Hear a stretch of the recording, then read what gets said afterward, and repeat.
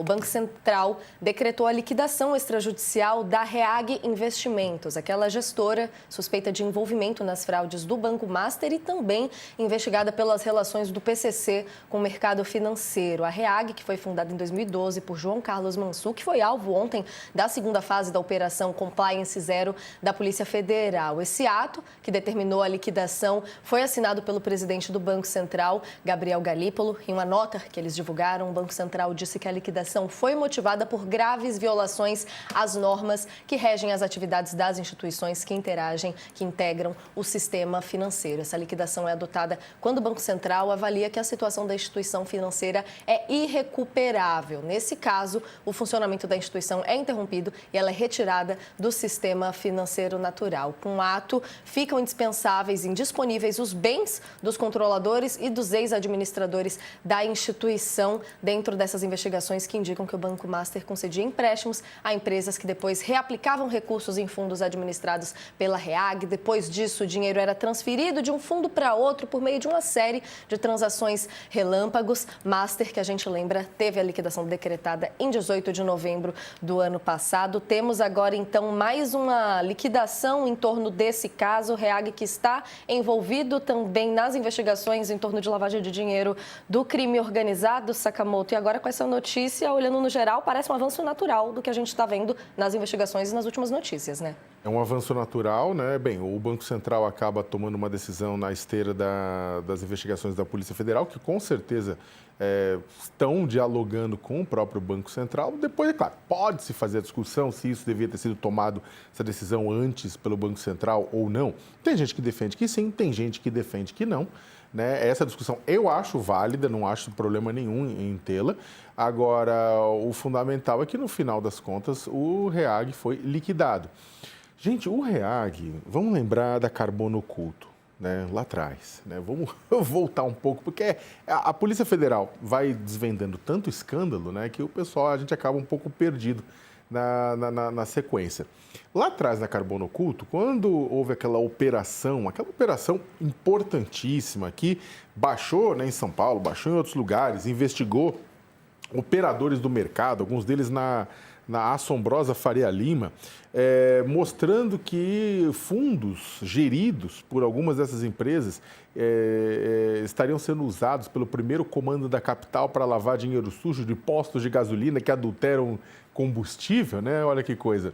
Né? Aquilo já chocou e a Reag foi apontada como um dos principais fundos que operariam essa lavanderia do crime organizado, né? Não o único, né, mas um deles. E aí, o que aconteceu? Aconteceu a Operação Compliance Zero, que atingiu o Banco Master. Inicialmente, o Banco Master, toda a investigação foi sobre a questão da venda de créditos podres, de CDBs podres, né? A relação de empurrar coisa podre para o Banco de Brasília, para fundos de previdência. As investigações continuaram.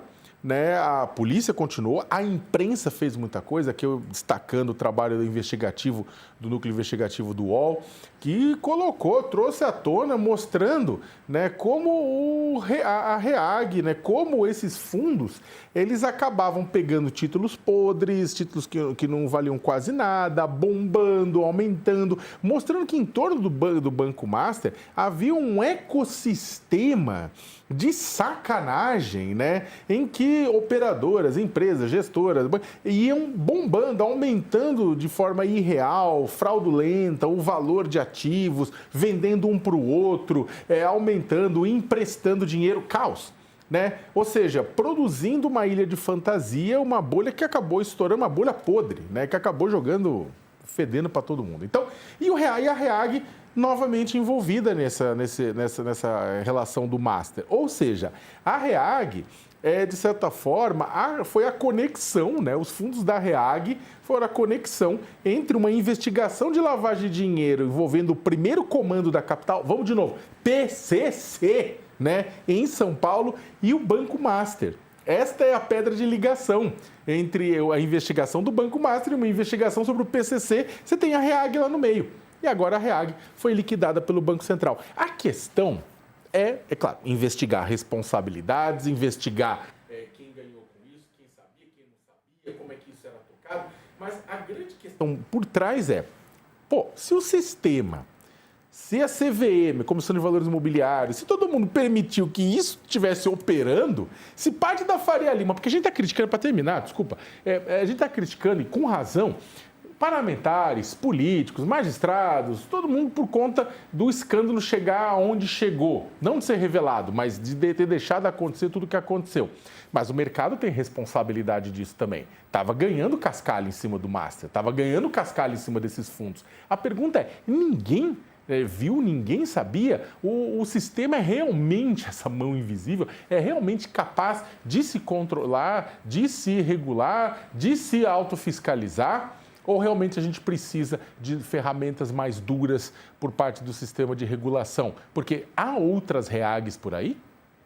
Uma boa questão de se levantar, Sakamoto. A gente vai ter um reforço agora também diretamente de Brasília para já saber como isso tudo está repercutindo no campo político. Carla Araújo chegando aqui com a gente. Que bom te ter no All News logo cedinho, Carla. Um bom dia para você. Dia que começou com essa notícia grande e importante, falando muito de como o Banco Central, de certa forma, não está cedendo às pressões todas em torno desse caso do Master, né? O que nós já estamos ouvindo em torno agora da liquidação da REAG também. Um bom dia para você.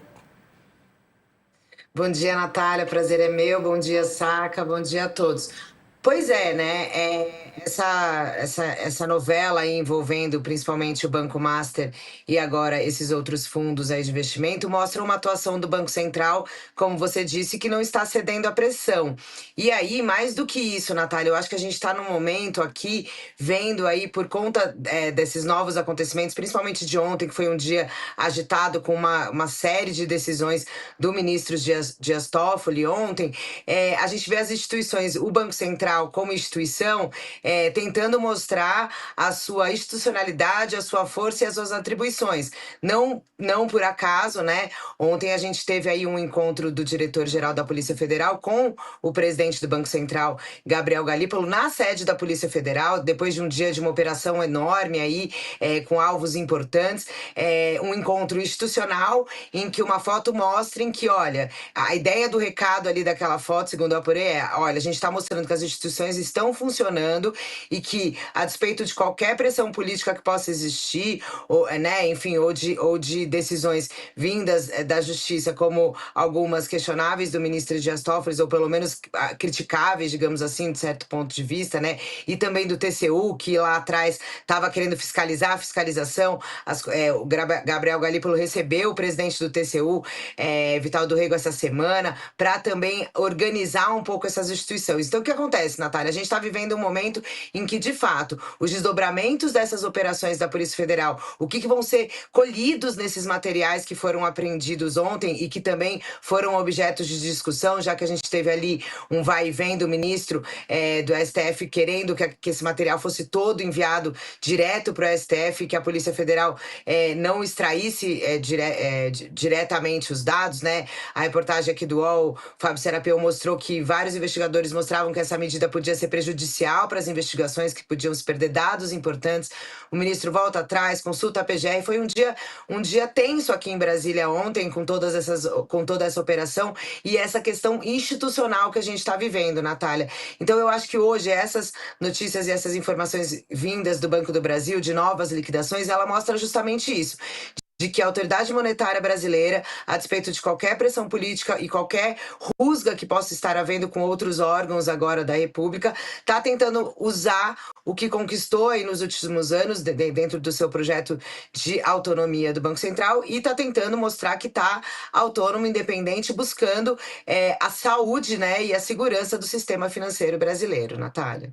Carla, muito bem, lembrando então do encontro do diretor da Polícia Federal com o Galípolo ontem. Temos agenda hoje também com o presidente Lula. A gente vai avançar nessa parte política da conversa. Só antes de avançarmos, para a gente poder entender um pouquinho mais sobre essa liquidação de hoje, sobre o que é exatamente a gestora REAG, a gente convidou para conversar com a gente o Pedro Paulo Silveira, economista sócio da A3S Investimentos, porque surge uma série de dúvidas quando falamos dessas questões. mas a empresa aqui em si, Pedro, a gente vê muitas pessoas levantando que é vista com uma certa estranheza na própria Faria Lima dentro da sua atuação. Então, queria uma ajudinha aqui para a gente entender um pouco o que caracteriza o REAG dentro do mercado hoje, qual que é a diferença que a gente tem de se liquidar um banco, como vimos com o caso do Master, e uma gestora de investimentos. Um bom dia para o senhor.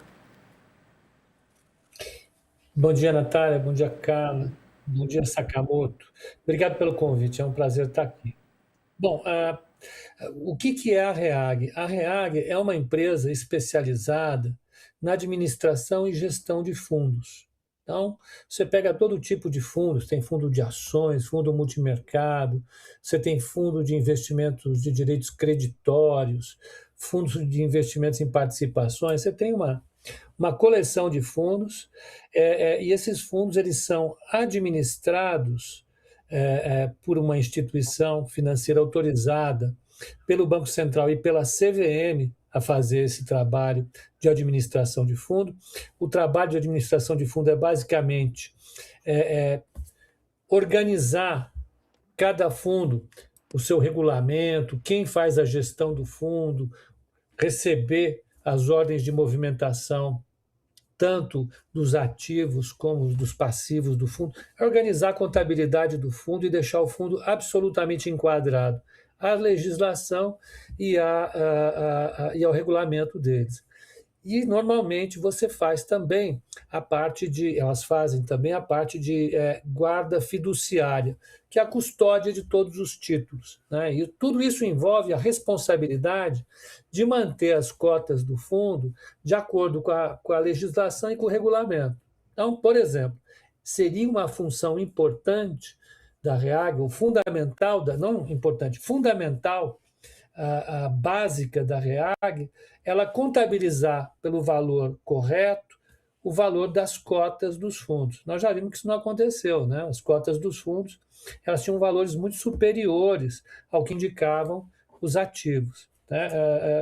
Por que essa falha acontece? Ela pode acontecer por imperícia ou por má-fé. Tudo indica que, nesse caso, foi por má-fé. De quem é a responsabilidade de observar, fiscalizar a atividade dos administradores e agentes fiduciários? Essa responsabilidade ela é imediatamente da CVM e é compartilhada com um órgão autorregulador ao qual a CVM delega algumas funções, que é a Ambima, que no Brasil é a Associação das Instituições do Mercado Financeiro e de Capitais, né? A Ambima e a CVM devem fiscalizar a atuação da REAG. Muito bem. Conseguiram fazer isso? Pelo visto, não. O Sakamoto já tinha perguntado o que acontece. Precisa lembrar que a CVM no Brasil hoje tem cerca de 600 servidores. São extremamente qualificados, é uma autarquia de primeiríssimo nível, como o Banco Central, aliás, mas ela não dá conta de toda essa tarefa. Você tem centenas de administradoras e gestoras no Brasil. Eu imagino que não tem fôlego a CVM para acompanhar tudo. A Ambima, por outro lado, faz esse trabalho, mas tem um limite, né? Eu concordo com o Sakamoto que a gente deve se perguntar por que esse gol ficou tão vazado assim. E, por último, qual é o papel do Banco Central? O Banco Central ele analisa as instituições financeiras, aquelas que fazem parte do sistema financeiro nacional, e que, nesse caso, que é o papel das distribuidoras, agem como distribuidoras de valores, né? O Banco Central ele demorou algum tempo para fazer essa intervenção. Mais uma vez, né? Eu falei isso aqui uma vez já e tenho insistido cotidianamente em relação a isso. O Banco Central ele não pode chegar simplesmente e fechar uma empresa, né? Tem toda uma legislação por parte disso. Quando o Banco Central ele entra numa instituição e decreta a liquidação dela, ele pode assumir uma série de passivos, de obrigações, ele pode sofrer processos na justiça, como, por exemplo, havia ameaça do Tribunal de Contas da União de colocar em suspeição a atividade do Banco Central. Então, os técnicos do Banco Central, que são extremamente competentes, eles têm muito zelo e muita cautela na hora de fazer uma intervenção dessa. Então demorou, provavelmente por causa disso. Agora, que já havia uma sensação de estranheza no mercado financeiro em relação à velocidade de crescimento da REAG, a forma como ela cresceu e os boatos a respeito da qualidade dos ativos, isso já tinha há algum tempo. Eu, pelo menos, ouço esse barulho no corredor já há uns 2 anos. A gente já sabia que alguma coisa acontecia de esquisito na REAG. Pedro, E agora o Banco Central... Só ia pedir rapidamente, mas aí já emendando a pergunta do Sakamoto também, Pedro, se na próxima resposta a gente consegue até listar, de certa forma, quais foram as atividades, coisas, questões disciplinares até que a REAG teria que ter dentro da sua atuação que não teve nesse caso e são apontados aqui como essas infringências às normas que eles deveriam seguir. Mas, por favor, Sakamoto. Não, vai a sua pergunta, depois eu pergunto para ele. Então, professor, eu queria entender um pouquinho. O que o administrador tem que fazer de antemão é zelar pela qualidade das informações dos cotistas dos fundos. Cada vez que você vai fazer uma aplicação no fundo, você preenche um termo de acordo ao regulamento do fundo, você dá ok, vou aplicar lá, mas a instituição que faz a administração do fundo vai querer saber quem é a Natália, quem é o Sakamoto, quem é a Carla, vai ver se está tudo em ordem com ela, se não paira nenhum tipo de suspeita, se não é nenhum tipo de investidor fantasma que queira lavar dinheiro no sistema financeiro. Então, as administradoras têm uma tarefa fundamental, que é fazer aquilo que a gente chama de Know Your Client, conhecer o seu cliente, para atender as demandas regulatórias e legais acerca da lei de lavagem, o combate à lavagem de dinheiro, né? Então é fundamental. Pelo visto, alguma coisa não aconteceu de bom nesse sentido.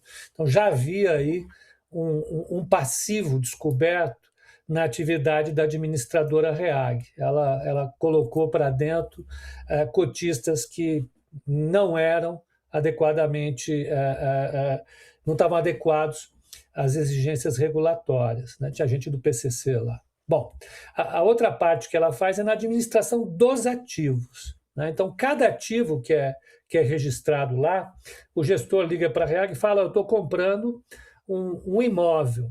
Esse imóvel, eu vou mandar os documentos, vale 100 milhões de reais. A REAG dá ok, fala: eu vou olhar os documentos do imóvel. Ela tem que administrar o fundo de tal maneira que os documentos que ela recebe em relação a esse imóvel correspondam a um imóvel que vale realmente 100 milhões de reais, né? Ela tem esse dever. Na hora de precificar os ativos do fundo, ela tem que garantir que esses ativos estejam pelo seu valor de mercado. Nesse caso, o papel que ela cumpriu foi nefasto. As indicações que a gente recebe a cada reportagem que surge, a cada detalhe que vai sendo revelado das investigações, mostram que havia ativos com valor de R$100 que estavam contabilizados por R$1 bilhão. Isso fazia com que o valor das cotas dos fundos subisse de maneira muito irreal e acabasse alimentando fraude, como foi no caso do Banco Master. No caso das movimentações entre cotistas, ou de um cotista de um fundo para cotista de outro fundo, ela também tem que fazer uma avaliação para garantir que tudo esteja feito de acordo com a legislação vigente, com a regulação vigente. Pelo visto, também não fez. É o caso das operações dos fundos do PCC, né? Suspeitas do PCC. Havia fundos ali que compravam e movimentavam não só as cotas, mas como ativos, de maneira muito suspeita. E ela foi conivente ou participou disso. É o que o Banco Central, a Polícia Federal e a CVM estão avaliando. Só para finalizar, há uma série de medidas ou de investigações que devem estar sendo feitas no âmbito da CVM e da ANBIMA que a gente não conhece ainda. Eu espero que elas, em algum momento, apareçam para a gente avaliar o que estava acontecendo de fato. Bom dia, obrigado aqui pela presença no All News. A gente está, até para tentar entender um pouco a questão de responsabilidades e responsabilização. Quando a gente fala de compliance, a gente está falando de leis, de regras, de cumprimento daquele arcabouço dado, né? Do que as pessoas, do que os fundos, do que as empresas precisam fazer ou não fazer. Agora, as empresas não precisam ficar exatamente fechadas e atadas exatamente a só as leis e as regras, né? Se você for pegar práticas de devida diligência, né, as empresas poderiam ir além, né, e ter um cuidado para verificar exatamente um pouco naquilo que você estava falando, checar quais são os riscos de imagem, os riscos éticos, quais são os parâmetros mínimos que deveriam ser estabelecidos, não apenas deixando os parâmetros serem aqueles parâmetros que estão colocados nas leis e nas regras, mas subindo o sarrafo para tentar melhorar como um todo o sistema, né? Você acha que também tem espaço para isso? Você acha que tudo que está acontecendo agora vai acabar levando a uma reflexão de uma parte do mercado financeiro da necessidade de subir o sarrafo, ou eu estou sendo utópico? Não, eu acho que você falou o que é a real, né? De fato, você tem uma primeira régua aqui, que é a régua da lei.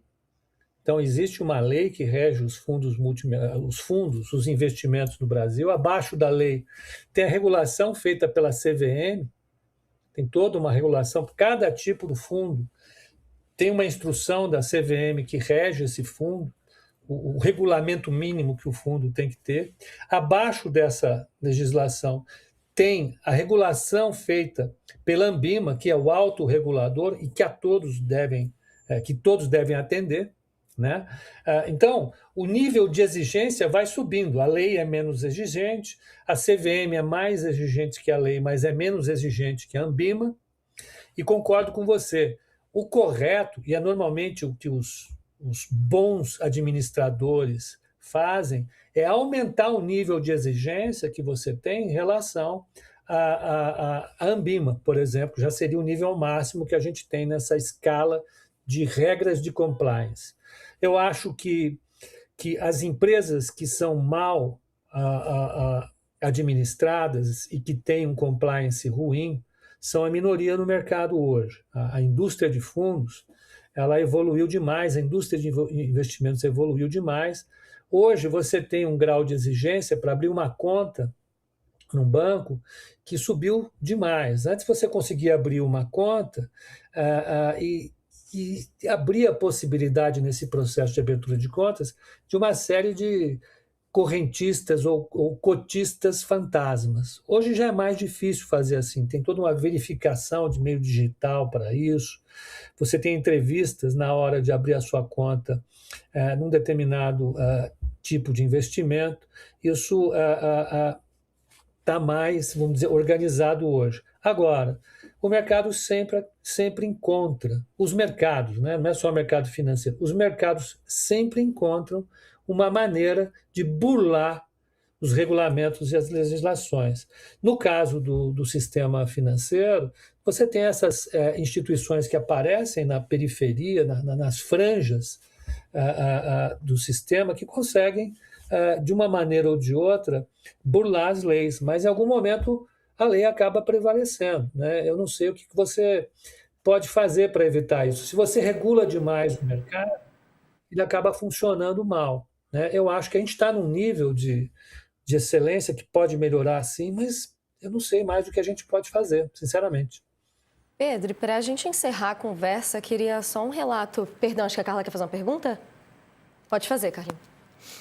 Curta, que tinha a ver um pouquinho com essa questão da regulação, pensando que a gente teve a autonomia do Banco Central, um projeto recente, né? E que agora, nesse caso, mostrou aí a sua importância.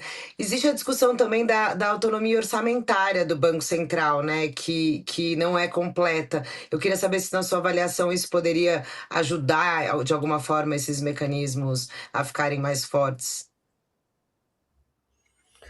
Oi, Carla, eu acho que que não. Sinceramente, eu acho que não faz muita diferença para o estado de coisas no Brasil. Não foi isso que impediu que o Banco Central atuasse. Eu acho que teve um caso tão grave como esse, recentemente foi o caso das Americanas, né?